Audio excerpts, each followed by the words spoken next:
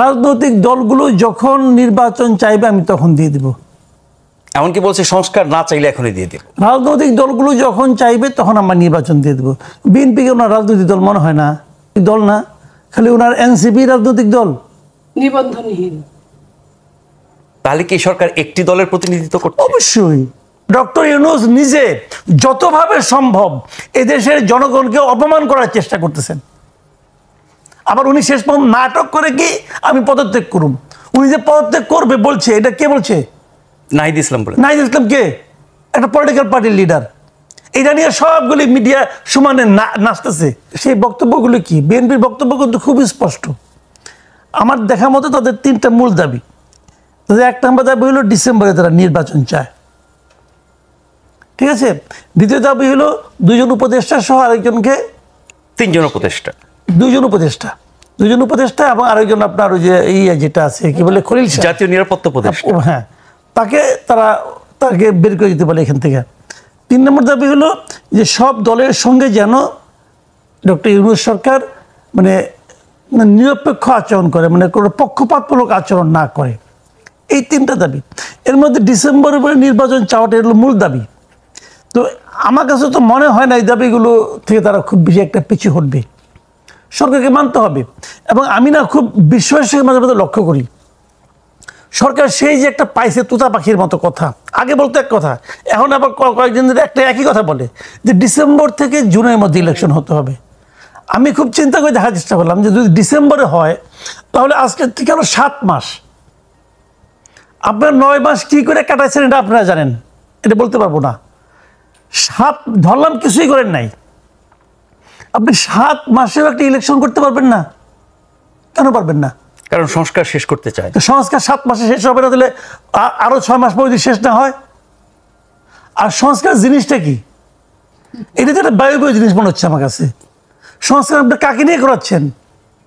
এই সংস্কার তো জীবনে শেষ হবে না। ধরেন আপনি একটা ফার্নিচার বানাবেন, মানে আপনি প্রথম যে লোকটা আসবে যে ভাই আপনার ফার্নিচারটা আমি বানাই দিই, তাকে আপনি কি জিজ্ঞাসা করবেন? যে ভাই তুমি এটা বানাইতে কত টাকা নিবা, কতদিন লাগবে, আর তোমার কতদিন লাগবে?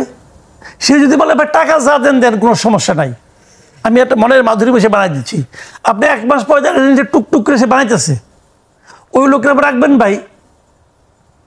তারা 9 মাসের সংস্কারে কিছুই করতে পারে নাই, আরো 7 মাসে করে একদম পরিষ্কার করে ফেলাবো। বেশ কিছু প্রস্তাবে তো মোটামুটি প্রস্তাব তো ওরকম প্রস্তাবে থেকে 9 মাস লাগে নাকি? পুরো জিনিসটা আওলা ঝাওলা। তারপর যে প্রস্তাব দিছে এই প্রস্তাবগুলো আপনাদের মার্ক হয়েছে। কি প্রস্তাব দিছে? দেশে নাকি 6টা প্রদেশ বানাবো, প্রস্তাব আছে একটা প্রদেশ, বুঝে গেছে প্রদেশ বানাবো কেমন। আরেকজন বলতেছে এটা নাকি ওই আপনার আইয়ুব খানের সেই বেসিক ডেমোক্রেসি বানাবো। পাবলিকে বলতে পাবলিক দিনে পিটাবে, ভাগ্যে সে আলাপগুলি ঘরের মধ্যে করে। কাজে এগুলি বলে ভাই লাভ নাই, ওই বিদেশ থেকে লোক এই না এগুলি করবেন আপনি। আর আমি তো বিএনপিকে বলি যে বিএনপি কোনো আত্মসম্মান বোধ নাই নাকি? যখন তারা যায় সেখানে আলোচনা করার জন্য, সামনে বসে থাকে প্রফেসর আলী রিয়াজ, তাদের তো প্রথম প্রশ্ন ভাই আপনি কে? আপনি তো আমেরিকার নাগরিক, ওখানে ওত দিয়ে আসছেন যে আপনি আমেরিকার স্বার্থ সংরক্ষণ করবেন, আপনার সঙ্গে আমি আলোচনা করবো কেন? আলী রিয়াজ সাহেব যে কি করবো, সংস্কার করবো, ওই সংস্কার বিএনপি মানলো আমি মানি না, আমি একটা পাবলিক মানি না। আমার দেশে কি সংস্কার করার লোক নাই? আলী রিয়াজকে হায়ার করে আনতে হবে। হোয়াই? আরো অনেক বিদেশি পাসপোর্টধারী ব্যক্তিগত আছে, ওগুলি বাদ দেন, আমি সংস্কার নিয়ে আলোচনা হচ্ছে, আলোচনাটা শেষ করি আগে। তো সংস্কার এটা কেন? আবার ওখানে একজন আবার সহকারী নিয়োগ করছে যে নাকি সব পলিটিক্যাল পার্টির সঙ্গে যোগাযোগ করবে, সে মনির হায়দার। কেন সে কেন ভাই? এক পা আমেরিকায় এক পা বাংলাদেশে। মানে ডক্টর ইউনূস নিজে যতভাবে সম্ভব এদেশের জনগণকে অপমান করার চেষ্টা করতেছেন। আবার উনি শেষ পর্যন্ত নাটক করে কি আমি পদত্যাগ করুম। উনি যে পদত্যাগ করবে বলছে, এটা কে বলছে? নাহিদ ইসলাম বলে। নাহিদ ইসলাম কে? একটা পলিটিক্যাল পার্টির লিডার। এটা নিয়ে সবগুলি মিডিয়া সমানে নাচতেছে। পরে তো আবার পরিকল্পনা উপদেষ্টা বলেন নাই। আজকে দেখলাম যে আপনার প্রেস সচিব বলতেছে হ্যাঁ এটা আমরা পত্রিকায় দেখেছি। তো নাহিদ ইসলাম কিগুলো একদম তার ভাষায়, এই সমস্ত ভাষা কোট করে বলেছে। এই সমস্ত নাটক ওই যে ওনারা একসময় দেওয়াল লিখতো হাসিনারা বলে যে নাটক কম করো প্রিয়। এখন আমারও বলতে ইচ্ছে করে যে নাটক কম করো প্রিয়। এদেশের মানুষ অত সহজে কিছু ভুলে না। মানে পদত্যাগের বিষয়টাকে আপনি নাটক বলছেন? অবশ্যই নাটক, অবশ্যই নাটক। উনি বলে দেখছে কি বলে, উনি আশা করছিল পরের দিন শুক্রবার আছে, শাহবাগের লোকজন চলে আসবে গান গাইতে গাইতে, এই যে ওনার সাথী, তো কেউ তো গান গাইতে গাইতে আসে নাই, কান্নাকাটিও হয় নাই। ভুল সময়ে ওই যে শীতকালের ওয়াজ গরমকালে করছে। এটা যদি গত অক্টোবরে করতো অনেকেই যাইতো, না আপনি যায়েন না, আপনি যায়েন না। কিন্তু রাজনৈতিক দলগুলো তো তাকে পদত্যাগ করতে বলছে না। কে বলছে না? রাজনৈতিক দলগুলো তো তাকে পদত্যাগ করতে বলছে না। কেন? সালাউদ্দিন আহমেদ কি বলছে? বলেছেন উনি যদি ব্যক্তিগত কারণে করেন তাহলে জাতি বিকল্প খুঁজে নেবে। হ্যাঁ, বিজ্ঞাপনের কি অর্থ কি? পক্ষ থেকে বলা হচ্ছে তারা প্রধান উপদেষ্টা পদত্যাগ চান না, তার অধীনে নির্বাচন চান। কিন্তু কথা কি হলো? ব্যক্তিগত আপনি চলবে যান, আপনি আটকে রাখছে কে? কে বলছে হাতে পায়ে যেতে হবে আপনি যায়েন না? তার লোকজন, তার লোকজন তো বলবেই, জীবনেও যাবে না, না খেদাইলে যাবে না, তবে কোথায় ধরে খেদাবে এর জন্য দেখার জন্য নোট করেন। আপনি যেটি বলছেন যে পদত্যাগের কথা বলার পরে আশা করা হয়েছিল যে শাহবাগের লোকজন জড়ো হবে, কিন্তু গত কয়েকদিনের মধ্যে একটি বিবৃতি নিশ্চয়ই আপনি খেয়াল করেছেন, প্রধান উপদেষ্টার দপ্তর থেকে, প্রেস উইং থেকে পাঠানো হয়েছে। সেখানে বলা হয়েছে যে দায়িত্ব পালন যদি কঠিন করা হয়, বাধা বিপত্তি আসে, তাহলে জনগণকে সাথে নিয়ে মোকাবেলা করবে। এই ধরনের বক্তব্য আমরা মানে মাঠে ঘাটে রাজনীতিবিদদের মুখে শুনি। সরকারের এরকম বিবৃতি কি তাৎপর্য বহন করে? এটা হলো জানেন, তারা পুরনো রাস্তায় হাঁটতেছে। এই বিবৃতিতে আরেকটা কথা বলছে, যদি এরকম বাধাগ্রস্ত হয়, যদি মানে আপনার ওই ফ্যাসিস্ট সরকারের সহজ দোসররা এবং বিদেশি মানে শক্তির যারা নাকি এখানে যারা নাকি দোসর আছে, তারা যদি প্রতিবন্ধকতা তৈরি করে, তাহলে তারা জনগণের সামনে সব সত্য প্রকাশ করে জনগণকে সব জানাবে। এই তো বলছে। মানে এই যে সেই বিদেশি শক্তিগুলো কারা, কোন দেশে? আমি এটাই বলছি আপনাকে, এই কথাটাই জানেন, আওয়ামী লীগ শুনতে শুনতে আমাদের কান পয়সা গেছে ভাই।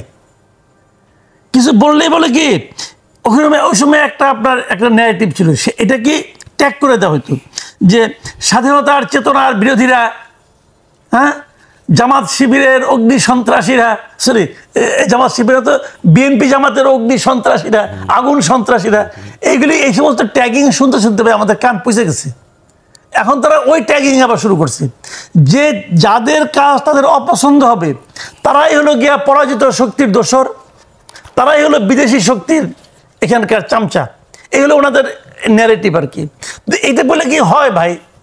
আপনি আপনার কাজটা করেন না, আর জনগণকে নিয়ে আপনার জনগণকে সব জানাতে পারেন। এখন জানান না কেন? এখনই জানান যে কে পরাজিত শক্তির দোসর বলেন। এই ন্যারেটিভ দিয়ে ওইটার সঙ্গে পার্থক্য হলো, আগের ন্যারেটিভ দিয়ে জেলে ঢুকাইতো, আর এখন ওইগুলি বইলে ওই ট্যাগ লাগিয়ে নিয়ে মব করে, মব ভায়োলেন্স করে, মব লিঞ্চিং করে। ডিফারেন্স হলো এইটুক, আর কোনো ডিফারেন্স নাই। আগে কয়েকদিন জেলে থাকলেও জানের ভয় ছিল না, এখন জানের ভয় আছে, এইটুকু ডিফারেন্স। এগুলি বলে ভাই লাভ নেই। আপনি বলেন না, আপনি বলতে না করছে কেনা? আপনাকে এটা লুকিয়ে রাখতে কে বলছে বলেন? মানে সরকারের আমরা যদি বলি, উল্টা যদি আমি বলি যে বিদেশি শক্তির মানে দোষর তো আপনি, তাহলে আপনি ওই করিডোর দেন কেন? ওই করিডোর আমার বাংলাদেশে কি লাভ হবো? কোন বিদেশি শক্তি? যারা হইতে পারে আমেরিকার বিদেশি শক্তি, এখানে এনে আমেরিকার লাভ। কিন্তু বোঝাই যাচ্ছে না, এটা কে না বুঝে? ওইটা বলা তো মন খারাপ হয়ে গেছে। ওটা যখন আর্মির থেকে বলা হয়েছে তখন খুব মন খারাপ হয়ে গেছে। তারপরে শুরু হয়েছে এই সমস্ত নাটক, যে মূল কি প্ল্যান নিয়ে আসলাম সেই প্ল্যানের মধ্যে হাত দিয়ে দিল। এই তো হলো ভাই, যে এমন একটা সরকার, অন্তর্বর্তীকালীন সরকার, যে সরকারের মাথায় আছেন ডক্টর ইউনূসের মতো একজন আন্তর্জাতিক ব্যক্তিত্ব।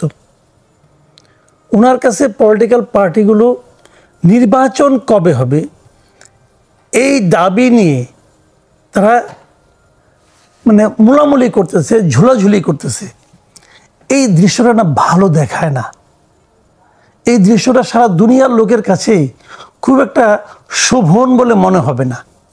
কারণ ডক্টর ইউনূস তো এখানে কোনো পার্টি হওয়ার কথা ছিল না।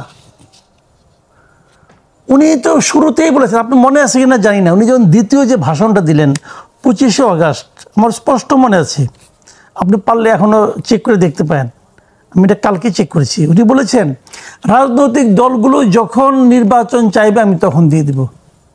এমনকি বলছে সংস্কার না চাইলে এখনই দিয়ে দিব। রাজনৈতিক দলগুলো যখন চাইবে তখন আমরা নির্বাচন দিয়ে দেবো। বিএনপিকে ওনার রাজনৈতিক দল মনে হয় না। মনে হয় না রাজনৈতিক ভাই। দলগুলো এখানে প্লুরাল বহু বছর প্লুরাল আজকে তো একটি আপনি দল না। বললেন বাম ফ্রন্ট বললেন, বাম জোটও তো বলছে, জি তো এগুলি রাজনৈতিক দল না, খালি ওনার এনসিপি রাজনৈতিক দল। নিবন্ধনহীন। তাহলে কি এই সরকার একটি দলের প্রতিনিধিত্ব করছে? অবশ্যই এখানে কারো কোনো ঝামেলা আছে? শুনেন, তাহলে আমি বাকি একটা কথা দলগুলো বলি, এখনো কেন সমর্থন করছে? আমি একটা কথা বলি, নির্বাচন কবে দেবে না দেবে এটা ডক্টর ইউনূসের ব্যাপার না। উনি দেওয়ার কে? নির্বাচন উনি দেওয়ার কে? নির্বাচন হবে, এদেশের জনগণ নির্বাচন চায়, পলিটিক্যাল পার্টিগুলো নির্বাচনে অংশ নিতে চায়, উনি দিবেন। এটা ওনার কাছে কি অনুগ্রহ চাচ্ছি আমরা? ওনাকে একটা দায়িত্ব দেওয়া হয়েছিল, উনি দায়িত্ব পালনে ব্যর্থ হয়েছেন, এটা হলো বেসিক কথা। আপনি বলেন তো, কত 10 মনি আবার অভিমান করে বলে যদি আমাকে ঠিক মতো কাজ করতে দেওয়া না হয়। আরে ভাই, 10 মাসে আপনি কি কাজটা করেছেন বলেন তো? আপনি কি কাজটা করেছেন গত 10 মাসে?